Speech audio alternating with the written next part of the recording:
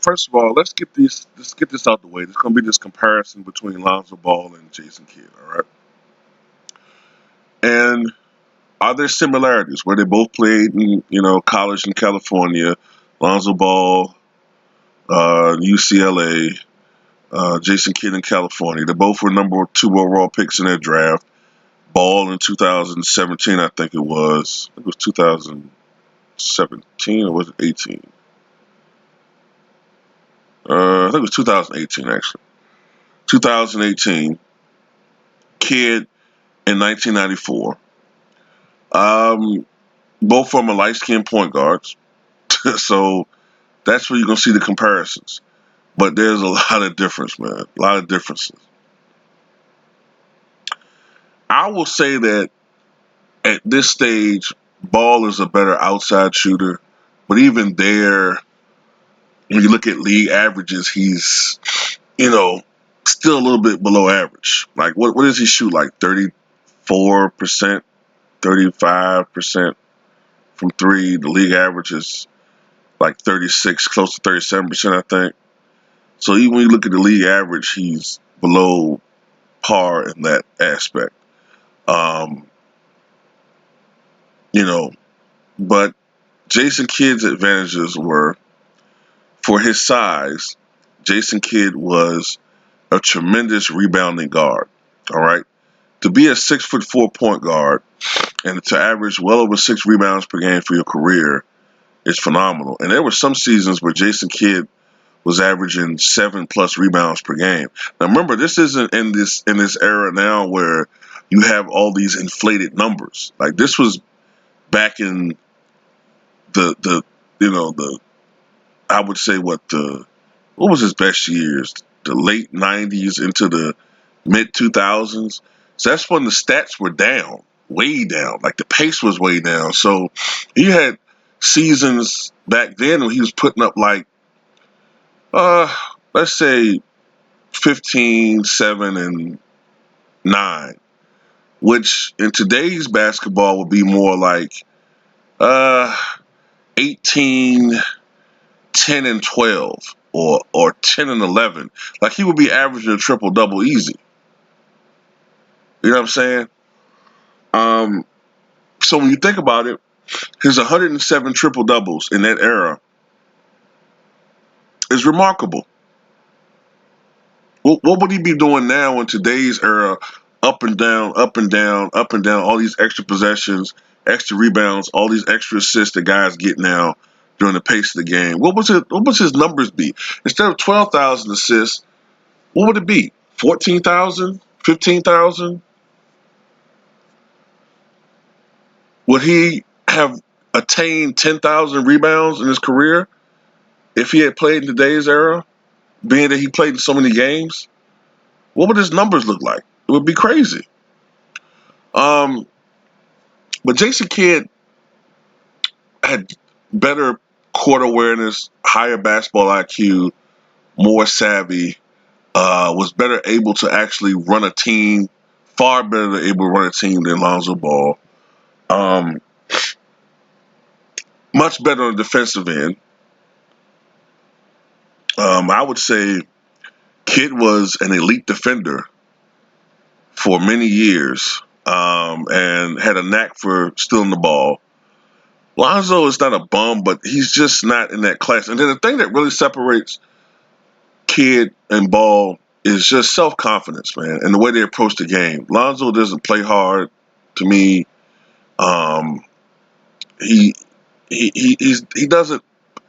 To be a legend, man, you got to have some type of nastiness to your game, man. You got to be almost like you got to have a warrior mentality, man, and to go out there and compete every day. And I just don't know if Lonzo has that in him. He can be motivated to play like that for a while, but then he falls back into his personality. And it's just, I don't know. But that's enough Lonzo Ball. Jason Kidd. Like I said, Jason Kidd was the number 2 overall pick in the '94 draft. And he played with initially the Dallas Mavericks. And in his first year, the team saw improvement from the get-go. All right. They won 36 games that year. And while that may not sound like a lot, you have to remember that the 2 years prior to Jason Kidd arriving, the Dallas Mavericks were terrible. And I mean terrible, terrible. I mean like actually flirting with the worst record in NBA history type bad. Like in 92-93, they went 11-71. They actually lost 71 fucking games in 93. And in 94, they weren't that much better. They went 13-69. Like they were a horrible franchise. After the days of, Brad Davis and Rolando Blackman, and I don't know if James Donaldson was still there or not. Maybe toward the end or whatever. But after those guys had left, that was a horrible franchise. But in come Jason Kidd and also Jimmy Jackson and Jamal Mashburn. They were called the 3Js. And they were going to be the saviors of the Dallas Mavericks. They were going to be the superheroes. But there was apparently a kryptonite. Kryptonite caused a lot of heartache and tension and weakened the trio.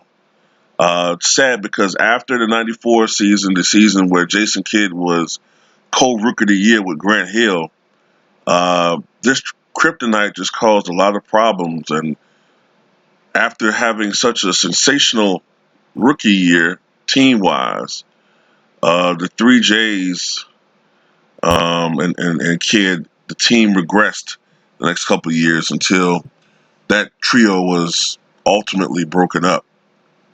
And then Jason Kidd was off to Phoenix. It was during the middle of the 1996-97 season that Jason Kidd was traded to the Phoenix Suns. This was the post-Barkley era in Phoenix. And Jason Kidd immediately helped to improve the team. That's another thing about Jason Kidd is that whatever team he went to, they always saw improvement from the prior year. They always say that LeBron James makes the team better. But that was very true of Jason Kidd. And unlike Jason Kidd, he didn't have to destroy or trade away a whole roster just to appease LeBron. You just put Jason Kidd on a team that needed a point guard, and that team saw phenomenal improvement. During the 97-98 season, the first full year that he was there, the Phoenix Suns won 16 more games than the year prior. And when Jason Kidd was there until I think 2000, the Phoenix Suns played small ball. They essentially had 3 guards in their rotation. And it could be very effective at times. During the 99 season, Jason Kidd really established himself as one of the premier players in the league. That's the first year he led the NBA in assists. He was always a workhorse, playing over 40 minutes a game during his prime years. He boosted up his scoring and rebounding numbers that year too.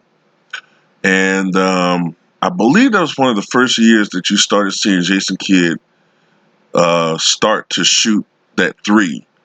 Of course, he didn't shoot as much back then, but like I said, one of the weaknesses of Jason Kidd's game was that he didn't really have a jump shot. But Jason Kidd, like I said, truly established himself at that time as probably a top. I'd say he and Gary Payton were probably the 2 best point guards in the NBA at that time. The next year, Penny Hardaway was supposed to. He had been traded from Orlando to Phoenix, and he was supposed to help to make that lineup, that backcourt, a superstar backcourt. But injuries beset the Phoenix Suns. Of course, we all know Penny Hardaway was essentially done after 1999. The Penny Hardaway that we know. He went from being Penny to Anthony. And Jason Kidd broke his ankle during that season. And that was pretty much it, man. You know what I'm saying? That was pretty much it. Um, the rest of his tenure there was some controversy. The next year, Jason Kidd got into a domestic dispute with his wife. And although there was some success that year, there was a little bit of a shadow with Jason Kidd in that situation. And in 2001, after the season, Jason Kidd was traded to the then New Jersey Nets. The thing about Jason Kidd, man, is that if you take away the Nets years, he still is a Hall of Famer. But what he did with the Nets was incredible, man. Like you look at that front, you look at the lineup, and none of the players really scream at you superstar. You know, they don't scream at you superstar. The Nets have been a terrible team. Um, they've been a bad team. For the most part in their history in the NBA, they've been a bad team. Now, they were a great team in the ABA when they were the New York Nets in the ABA. They won the last championship when they were led by Julius Erving. But in the NBA, they've been a terrible team. They had little stretches. They had a decent team or two with Buck Williams in the early '90s with, uh, with Derek Coleman and Drazen Petrovic, Yinka Dare, who else was on that team? Kenny Anderson. They had some good years, but Kenny Anderson's off the court issues, Drazen Petrovic's death, um, and Derek Coleman discovering friendlies, that sort of led to the demise of that team. And then in the late '90s, you had that Nets team with Sam I Am, Kerry Kittles, who else? Keith Van Horn, Jason Williams. They were a solid team. They played the Bulls in the first round. They looked like they could be a team in the future, but I remember, of course, the Nets also had bad luck. I think it was during training camp of the '99 season. I think that's when it happened, when Jason Williams fractured his leg terribly. It was a terrible fracture, uh, and it ended his career. And that team pretty much just broke apart, man. But they was terrible. Only winning like 24 games, I think, during the 2000-2001 season. But in comes Jason Kidd, who's always been, like I said, a savior, always improving the team. And they won 26 more games than did the year prior, 2001, 2002. They won 50 games, the first time they won 50 games in their NBA history. And that team went on a miraculous run all the way to the NBA Finals. If you had asked anybody who they thought was going to the Finals from the East that year, they would have said maybe the Sixers in a return from 2001, maybe the Raptors, you know, uh, that would have been pretty much the guess. Maybe if Paul Pierce and Antoine Walker get it going in Boston, maybe they can make some noise. Nobody really saw a team that only won 24 games having a shot going to the finals, but they did. Although they did get waxed by the Lakers for the games to none.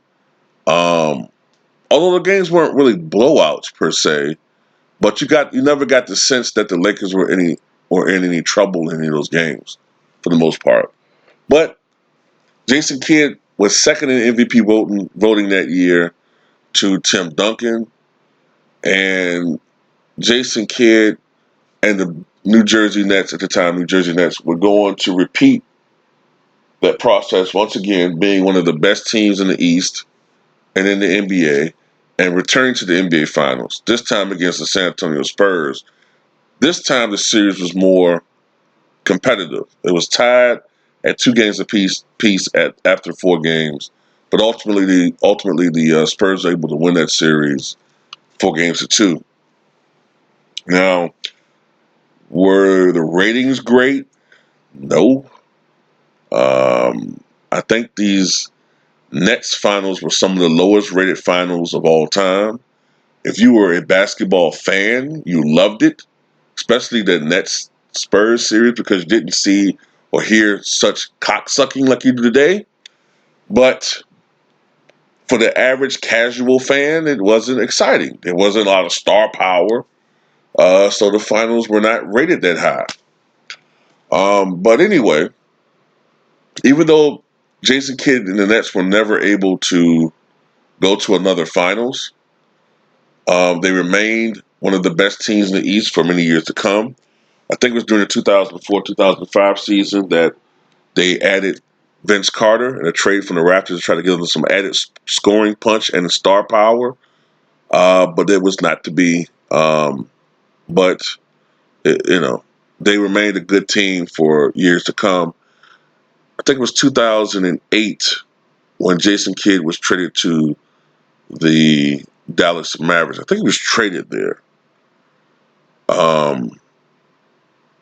And at this point of his career, Jason Kidd was not the same player, but he still was a very good point guard, probably still a top 5 point guard in the league at that time. And finally, after years and years of being in the NBA at that time, after 17 years, in 2011, the Dallas Mavericks and Jason Kidd won an NBA championship. He was a big part of that championship. I remember him having a big series in the NBA Finals against the Miami Heat. He did a good job one-on-one helping to contain LeBron James. I don't give a fuck what nobody say.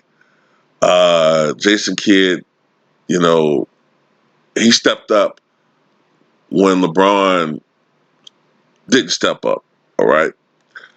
And he won an NBA championship that year. Now, later on, Jason Kidd would join the New York Knicks, and he was on that Knicks team that won 54 games. And I think and I'm just saying if, Jason Kidd, Rasheed Wallace, and what's his name? Kurt Thomas, if they were just 4 years younger,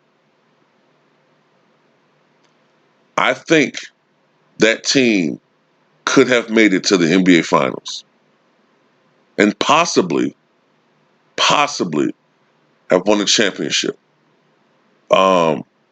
They just were old at that time, man. They still won 54 games. And it's interesting, the last good Knick team that we can think of had Jason Kidd as a member. The next year, Jason Kidd retired after 19 years in the NBA. And when you look at Jason Kidd's overall numbers, all right, they are very, very impressive. For his career, Jason Kidd scored 17,529 points. Now, considering that he was never a scorer, this is the same guy that oftentimes, fantasized about having a game where he impacted the game on so many levels but didn't score a bucket. He definitely did not have a scorer's mentality. But he still scored 17,529 points, or 12.6 points per game. He grabbed 8,725 rebounds. Very impressive for a 6'4" point guard who was not necessarily known for having a great leaping ability. That translated to 6.3 rebounds per game. And he dished out 12,091 assists per game, or 8.7 assists per game. And that makes me wonder what his numbers will look like if he played in today's era where there's so many more possessions and the style is so different from the defense of late 90s, early 2000s basketball in his heyday. I wouldn't be surprised if his numbers were more like 20,000 points, 10,000 rebounds, and 14,000 assists or so, or something to that nature. Jason Kidd was a 10-time NBA All-Star. It would have been 11 times had there been an All-Star game in the strike-shortened year of 99. 5 times he was on the All-NBA first team. Once on the All-NBA second team. 4 times he was a NBA All-Defensive first team member. 5 times he was an NBA All-Defensive second team member. He was the 1994-95 Co-Rookie of the Year along with Grant Hill. He was on the 94-95 All-Rookie First Team. 5 times he led the NBA in assists. Twice he won the NBA Sportsmanship Award. And in 2007, he was awarded the USA Basketball Male Athlete of the Year. And of course, his number 5 is retired by the now Brooklyn Nets.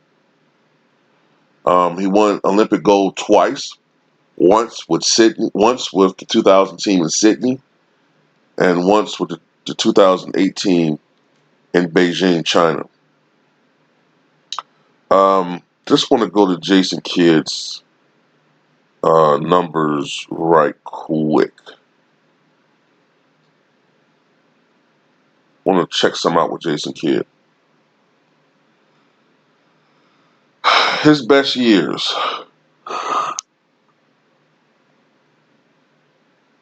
I want to go from, let's say, 1995.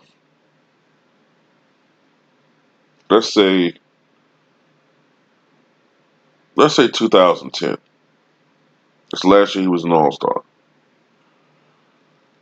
During that time period, Jason Kidd averaged 13.7 points, 6.7 rebounds, 9.3 assists, 2 steals, 35% from 3. And remember, this is a guy that people said could not shoot threes. Yet, I believe he's like 9th or 10th all-time still in three-pointers made for his career. Now, he was never a great overall shooter. He only shot 40% from the floor for his career. But he did transform himself into a good standstill sort of, 3-point shooter, especially at the top of the key.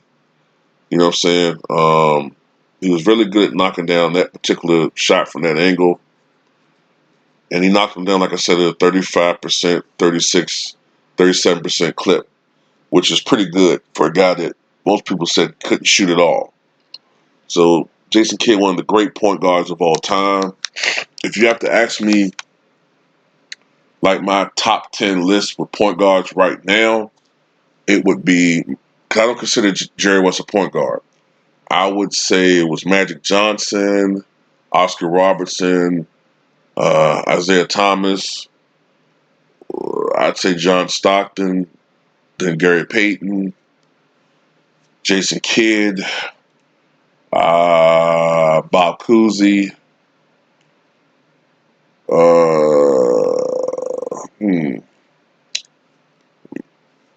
I've changed my mind about Walt Clyde Frazier. I had Frazier lower, but as I'm beginning to appreciate the two-way player more, I always have, but there's no way I can convince in my mind that Steve Nash is a better basketball player than Walt Clyde Frazier. So I would have Walt Clyde Frazier. I would have him 8th, Steve Nash 9th, maybe, and maybe Nate Archibald 10th. The only reason why I put Steve Nash ahead of him is because injuries derailed Nate Archibald's career. Will I ever put Russell Westbrook in my top 10 as far as point guards is concerned? I'm getting close to doing that. And I know that some people would look at me with disdain if I name him a top 10 point guard, but you can't, you still cannot take away what Russell Westbrook was able to accomplish. They could be empty stats, but he still was able to do something that nobody else has done before, which is average a triple-double for 3 consecutive seasons. I remember when I was growing up, Oscar Robertson was, heralded for that. It was part of his allure, his luster, his legend that he averaged a triple-double for a season. But when Russell does it, it's because he's selfish. And I just refuse to buy into that narrative, man. Russell Westbrook, he's playing right now, and he could be padding his numbers as far as assists are concerned, and he's not doing that. All right, so I never bought into the fact that he was selfish or all of that. And I mean, whatever, people can believe they want to believe. I just don't buy it. But Jason Kidd himself definitely is a great point guard, top 10 all time, and very rewarding of being in the Naismith Memorial Basketball Hall of Fame. Tell me what you got.